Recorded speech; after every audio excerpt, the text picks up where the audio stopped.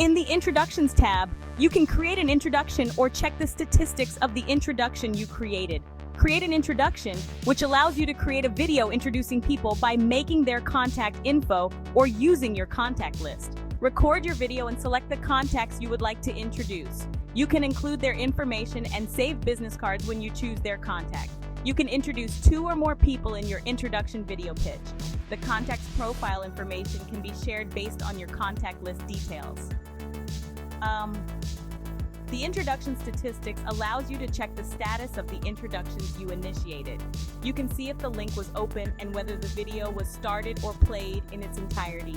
This will allow you to take whatever steps are necessary for follow-up. The status of the introduction will disappear 24 hours after all involved parties have opened and viewed the video or 7 days after being sent.